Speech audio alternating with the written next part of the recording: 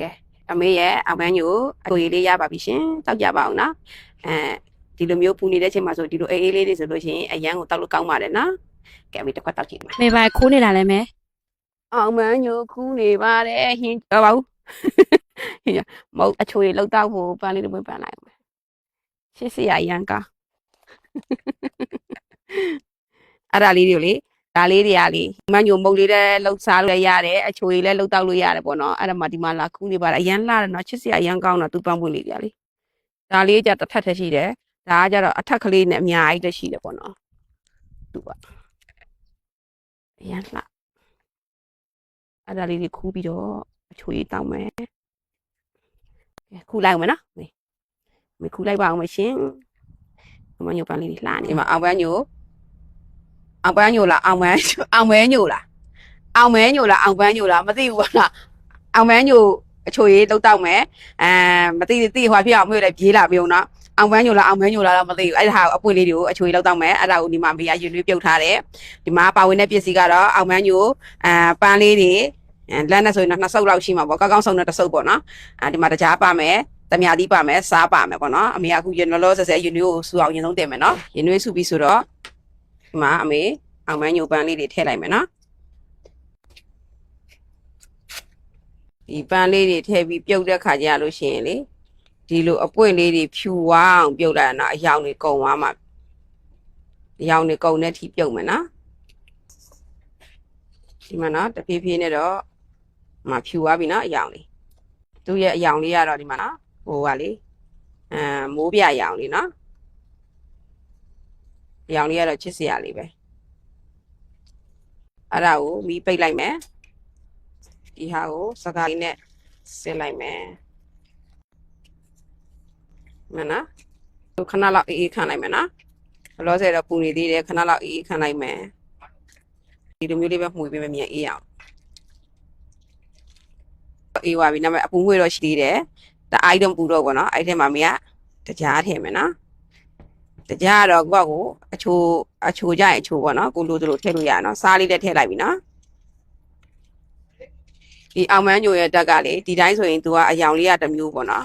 တမြာသီးထည့်လိုက်လို့ရှိရင်အယောင်လေးကဒီလိုကြတော့အယောင်လေးကမိုးပြအယောင်လေးနော်မိုးပြအယောင်လေးဖြစ်နေတယ်တမြာသီးထည့်လိုက်တဲ့ခါကျရင်ခိုင်ရရောက်နေတန်းတန်းလေးဖြစ်သွားတယ်နော်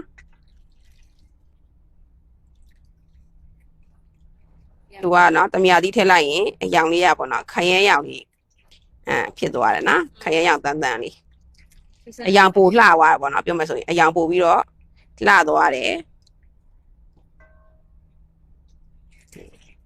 အယောင်လေးကတောက်ပသွားတယ်နော်တကယ်လို့ကိုကချင်းလေးစားချင်တယ်ဆိုရင်တော့တမြာသီးပို့ထည့်ပါချင်းလေးပေါ့နော်တောက်ချင်တယ်ဆိုရင်နောက်တော့တမြာသီးတစ်ချမ်းလောက်ထည့်လိုက်ပါနော်အယောင်လေးကတော်လှသွားနော်တမြာသီးအရန်များသွားရင်လည်းသူကလေအယောင်ခရမ်းရောင်လို့ဖြစ်သွားတယ်ဒီအနေထားလောက်ဆိုရင်ရောင်ပြီးလာပြီနော်ခုန2ချမ်းပို့လှသလိုပဲနော်2ချမ်းနဲ့ထည့်တာနော်တဲဝါလို့မျိုးဖြစ်တော့ရောင်ဖြောသွားတယ်နော်အယောင်လေးပို့လှခြင်းနဲ့ဆိုရင်တက်တောက်လေးလာတမြာသီးလေးခုနအမေထည့်ထားတဲ့ဒီရေရဲ့ပမာဏနဲ့ပေါ့တမြာသီး2ချမ်းဆိုအယောင်လေးပို့လှတယ်နော်အခုက3ချမ်းဖြစ်သွားတော့အယောင်ကြီးနည်းနည်းဖြောသွားသလိုဖြစ်သွားတယ်ရေခဲထည့်နေပါတယ်ဆိုရင်တောက်ဖို့တော့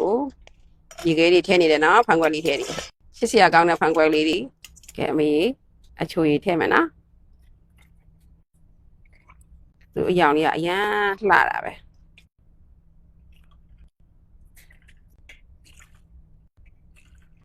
ကဲအမေရဲ့အောင်ပန်းညိုအချိုရည်လေးရပါပြီရှင်တောက်ကြပါအောင်နော်ဒီလိုမျိုးပူနေတဲ့အချိန်မှာဆိုဒီလိုအေးအေးလေးတွေဆိုလို့ရှိရင်အရန်ကိုတောက်လို့ကောင်းပါတယ်နော်ကဲအမေတစ်ခွက်တောက်ကြည့်မယ်ဘလို့အရသာရှိလဲဆိုတာရေခဲအဲ့လိုမျိုးကလောက်နဲ့ဖန်ခွက်နဲ့ရေခွက်နဲ့တီးနေတဲ့အတန်လေးကနားထဲမှာကလွနေအေးနေတာ